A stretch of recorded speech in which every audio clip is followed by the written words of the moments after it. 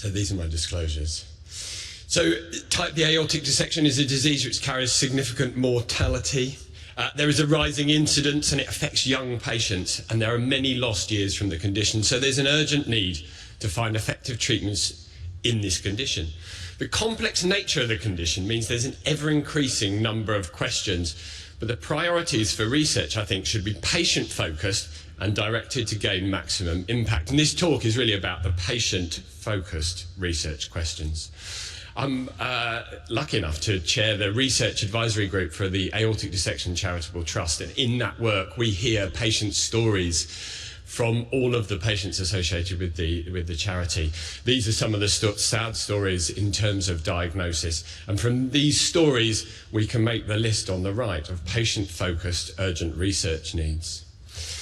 In a separate piece of work with the Vascular Society and the James Lind Alliance, we, through a series of consultations, have come up with a top 10 aortic priorities for research. And these are three of the questions that the patients highlighted from that work.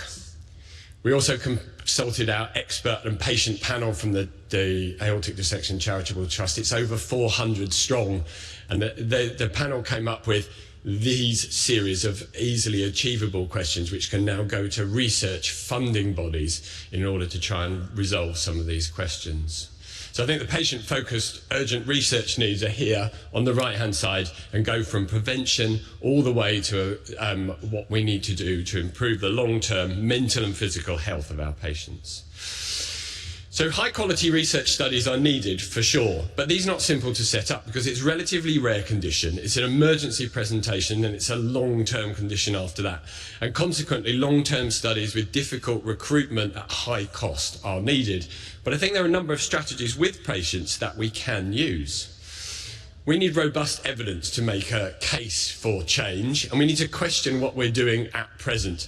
This is a nice study which forensically examines the misdiagnosis of aortic dissection in a quarter of London. I'm glad to say it's been funded this to spread out throughout London to look at misdiagnosis on a wider scale. I think we need to align expert and patient goals for research. I've tried to highlight some of the patient goals. The European guidelines are really good as an example in highlighting research goals, but I think we need to align these better in order to apply for funding better. There is some funding support specifically for dissection. These are 4 of the young researchers with pump priming grants come from the Aortic Dissection Charitable Trust looking at dissection in detail, but actually if we're going to think about funding large-scale, long-term, difficult studies, we need to raise awareness, and we need to raise awareness on all fronts. This is Pauline Latham on the left-hand side, who raised the question of aortic dissection in Parliament at Prime Minister's Question Time, which has done something towards getting dissection on the funding body awareness. This is Steve Perriman, who was the ex-captain of the best football team in the UK, in case you didn't know, telling his story here.